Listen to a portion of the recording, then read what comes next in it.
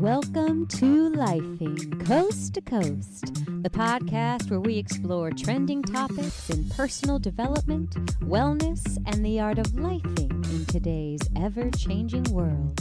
I'm moderator Miki here, along with the co-hostesses with the mostesses, Dr. Lovey and Heidi. Let's get into it.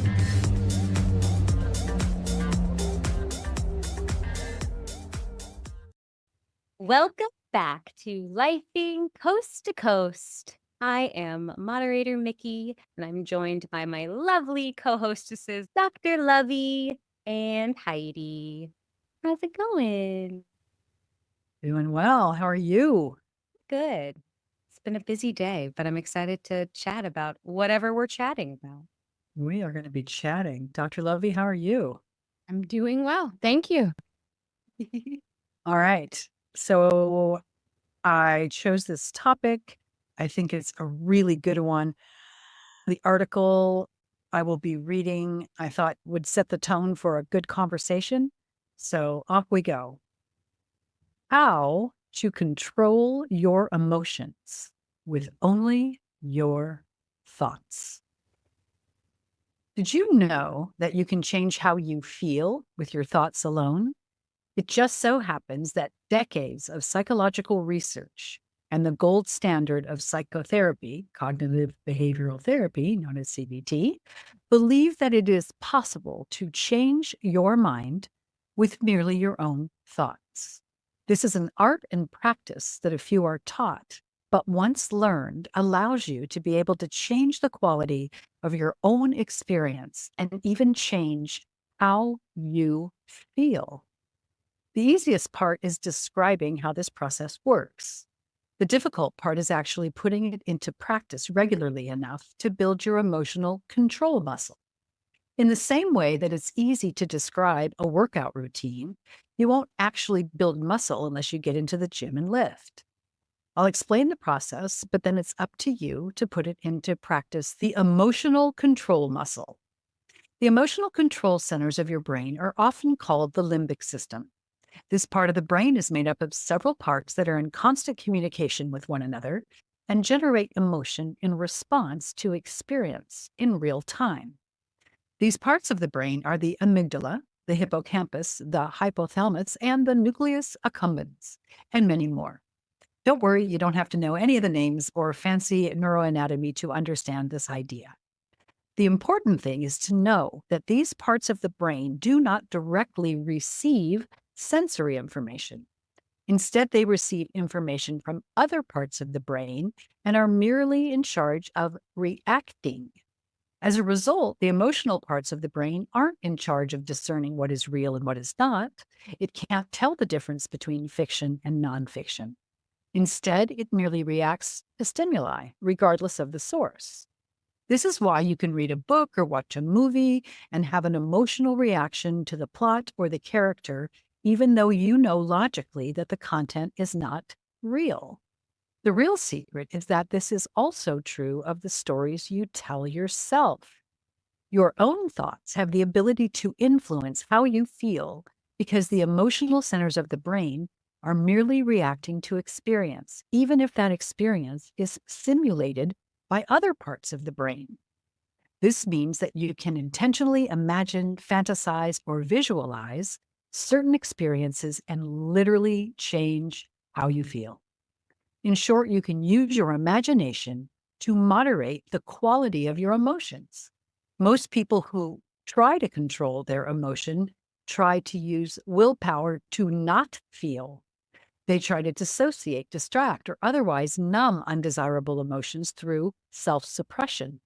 In other words, they use the brain to try to oppress the brain. It's like trying to use your left hand to constrain your right hand. Sounds silly, right? Instead, we are merely working with the brain and working with our emotions so that we don't need to use willpower to try to restrain our feelings. Ready? Let's go. Flexing your emotional control muscle is a 3-step process. First, merely identify how you would like to feel. If your emotions could be picked from a menu, what kind of experience would you prefer to have? The more specific you are in identifying the kind of experience you would like to channel, the more potent the technique will be. If you answer something vague like, I'd like to feel good, whatever you imagine will be far less effective than if you specifically describe, I would like to feel a sense of contentment and satisfaction with my life. Many struggle to use this technique because they can't articulate the kind of feeling they would like to have in the first place. Second, once you have identified what you would like to feel, you must identify a time that you have felt that very feeling. This is like a memory, like a place, a person, or more generally, an experience that you have had that captures the sentiment that you would like to channel. Sometimes there are feelings that we would like to channel, but that we have truly never had or felt firsthand. To that end, secondhand experience is likely good enough. We can channel other people's experiences that we have witnessed, fictional experiences such as those in books and movies, or even others' explanations of their experiences. Since the emotional parts of the brain can't tell the difference between reality and fiction, we have plenty of poetic license for where we draw our inspiration from. And finally, once you've identified an experience you would like to emulate, imagine under what conditions you would have to recreate that kind of experience in the present or near future. What would need to happen for me to feel that? If you can walk through these 3 steps, then you have enough raw material to create a specific experience. You merely have to use your imagination to visualize the story that answers the above question. Stories are not merely facts or checklists or bullet points. They are a narrative with a beginning, a middle, and an end. The more elaborately you can visualize the story, the more you will be able to influence how you feel. This may take some attention and mental effort. If you are practicing this for the first time, you might even do it alone in a quiet space where it's easy to put your imagination to good use or as a form of meditation. It may take some practice at first, but once you get the hang of it, you can channel and change your emotions with visualization alone. All right. Included in this is an example of the emotional menu. I won't delve into what these things mean. You can figure it out for yourself. Happiness. Channel a past experience where things turned out better than you expected or caught you by surprise in a good way. Then visualize the ways that a future or upcoming experience might turn out better than you anticipate. Excitement or anticipation. Channel a time when you had to wait for something that you were looking forward to. Then visualize something in the future that you are looking forward to or that you would look forward to if it were to happen. Joy.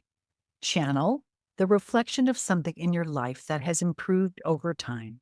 Then visualize how something important to you will continue to improve. You get the gist. Your job is to expand on this format. Identify the kinds of emotions you would like to create.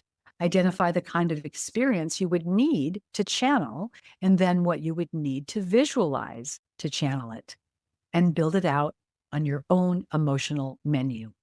While these steps seem simple, the magic is in the regular practice.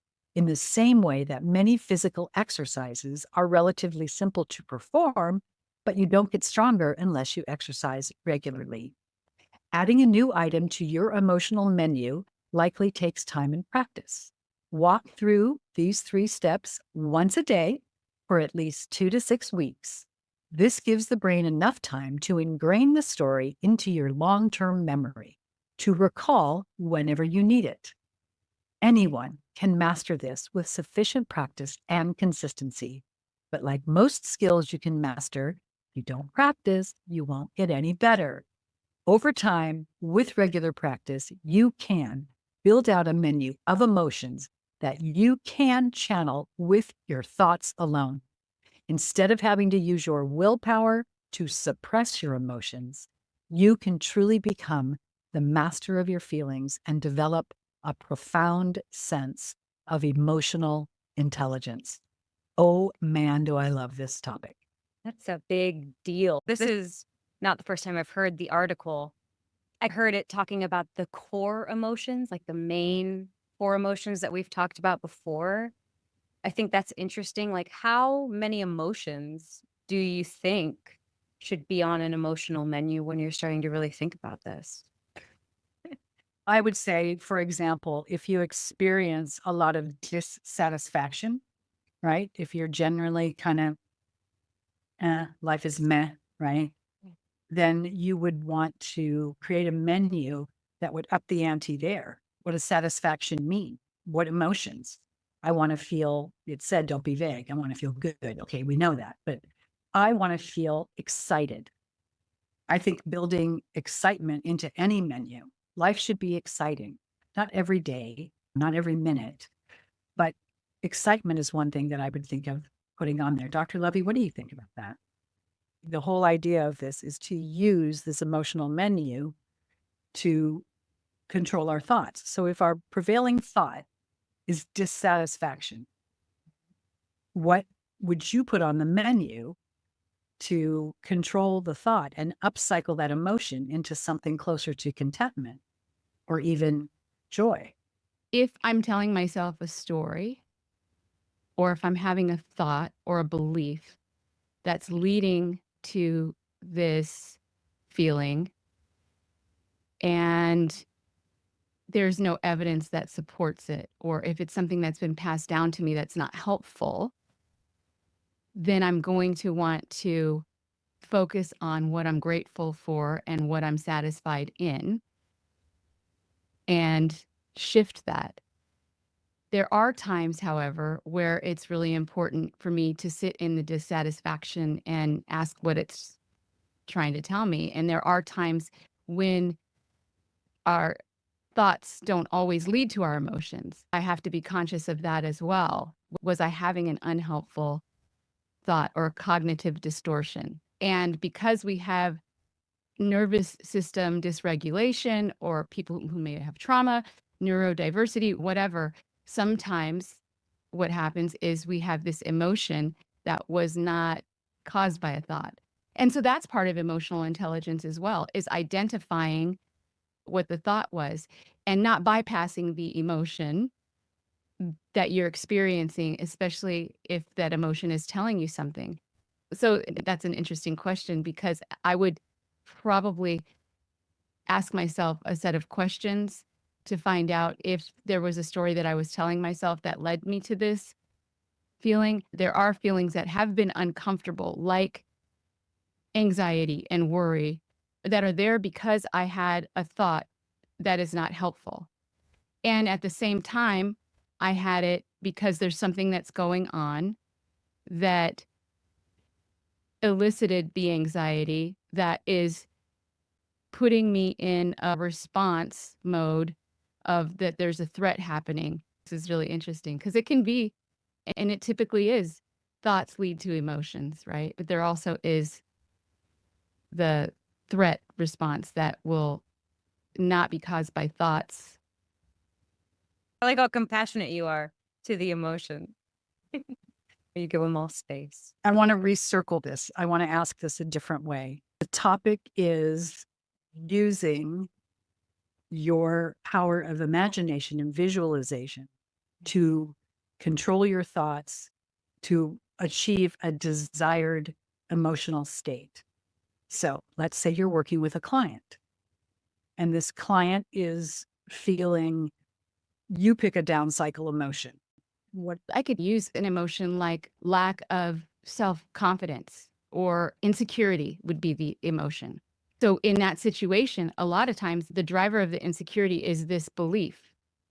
And that leads to this thought that I'm not capable or I'm not able to do this, right? And that's going to cause you to feel even more insecure, or self-efficacy is going to drop your confidence in your own ability.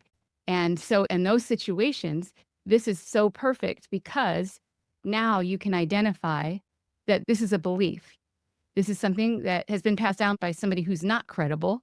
And because of that, you've taken on this belief and now you're having this thought pattern of, I'm not capable. I'm not good enough. And with that, then the visualization can happen. You can remember times when you have accomplished this, what it would look like if I do make it to the end. And our brain does not usually know the difference between whether it actually happened or whether it was a visualization because of the neurons and the way that we're connected. So completing whatever it is that you're insecure about after visualizing it and changing thoughts on it, then you can successfully complete it without any issues. So that's how this would work in this situation. Heidi and Miki both. How does this resonate with you personally and professionally? And have you seen this kind of mental rehearsal work with people that you've worked with and with yourself? I think creativity is a big part of it, and it's a big part of my life. I visualize constantly. I visualize to fall asleep. It's how I count my sheep. So I'll visualize having a successful day, being happier, being more excited. Actually, excitement was the main emotion I thought about when you were talking about that, Heidi, that I want to be more excited when things go wrong so that I can switch my emotions, switch my thoughts. So yeah, visualize in the shower. I'll visualize on a morning walk. I always tell people that you can create a new reality. You don't have to stay stuck right here. So for me, in working with people who hold limiting beliefs of themselves, it is one of the main focuses of my work with them to say to them, okay, tell me a time in your life that you have done something really difficult, really hard, won a lot of effort, potentially a lot of time invested. Tell me a time in your life where you did that. And on the other side of it, you emerged with the end game right there where it happened, whatever that was. And it takes them back into their history. And soon they uncover one thing and they're like, oh, but wait a minute. Then there was this other time. Oh my God, I never thought that I would be chosen out of all the candidates for this promotion at work. It blew my mind. And then they'll recognize in those moments that holding the limited beliefs in the present means that they're denying themselves of the experience that they've already had, that they know what that feels like, right? So asking them to take that experience from 15 years ago when you were chosen for that role and how you felt and apply that to this one that you're going for now. Put yourself out there in the feeling of it, right? And that will change the thought patterns around your concern or worry or being in a state of, I'm not going to get this, and shift it by a past experience. And you can also use that to help people go for something that they've never gotten before by, just like the article said, let's just say it's an athletic accomplishment. Say, tell me your favorite, I'll say track and field star. And tell me about her. What did she do? Oh my God, it was the race where and they get all excited and they light up like a Christmas tree talking about it. Oh my God, it's so amazing. And then it's like, all right, you can feel that way. You can put yourself in that mindset and your thoughts can go there and you can embody that, because that's what we can do with the power of our mind, is embody the actual feel good feels that we want to achieve. So, Yeah. You just took me back to a sports memory when you were talking. It was one that a sports memory came into my mind because I used to play basketball, believe it or not. And shout out to my dad who used to coach me. But yeah, I used to be the shooting guard, and I would be the one that would score the winning 3-point shot. I did that a couple times. And back in that day, I always thought it was a lot of luck. And in the moment, I'm like, oh, I'm just lucky. But now I'm realizing that what was different about that was how focused I was. And I wasn't worried about what was going to happen in that one split second moment. It was about focusing on the goal, focusing on getting the ball, and just that one moment. And that, the focus is what I can visualize if I'm ever feeling And worried. you took your shot. I took my shot. So if you were a client and I was coaching you, I would say, all right, Miki, thank you for sharing that incredible experience that you had. Now go for it. Get out there and take your shot with whatever it is. It's not basketball this time, Yeah. but it's, you know what it's like to be in the zone. Yeah. You get the ball, you set it up, you see your target, you take your shot, you win the game. Boom. Yeah. Go do that. It's powerful. I got chills just saying that out loud. You don't even have a thing that you're looking for with this smoke. So good. That's so encouraging. And yeah, we should just take our shot. What's any emotion that you want to have easier access to, and what may have gotten in the way in the past or gets in the way now? Easier access. I feel a lot of things, actually. It's hard for me to have a block of emotion. I was thinking about empaths also. How does this affect them who just feel everything? I'll answer your question. I would like to feel more lightness of being. What gets in the way of that, Heidi? A lot of responsibility on my shoulders right now. That's real. Yeah. So how could you strengthen that lightness? I could visualize, let's say, 90 days in the future, 180 days in the future, with the fruits of these responsibilities that I'm holding becoming actualized, and how that would give me this lightness that is not present right now. It would be tied to accomplishment, sure, but that's not really a thing for me. For me, contentment is way more important. So that lightness would be tied to a more sustainable contentment, right? Without being overly burdened with responsibilities. So it would be the other side of the endeavors, the other side of the hard work, and sometimes the worry that goes along with it would be, oh my God, this feels so good. That is what I would want to feel like. That's cool. I'm going to use that actually, because I can't. That's That is real time. helpful. Thank you, Doc. That was super helpful. Everyone who's listening and watching is taking notes because, yeah, that is. So summarizing what I am getting from this is building that emotional menu, right? Identifying those feelings, emotions that you want to cultivate, that you want to experience more of, that you want to strengthen. So identifying them first, and then visualizing, and then practicing, basically, like doing that emotional workout. Yeah. Yeah. Like maybe every morning. Now, part of my morning practice is going to be precisely what I just outlined. And each day I'll be closer to whatever that invisible finish line is, but I'll feel lighter by experiencing what it will feel like.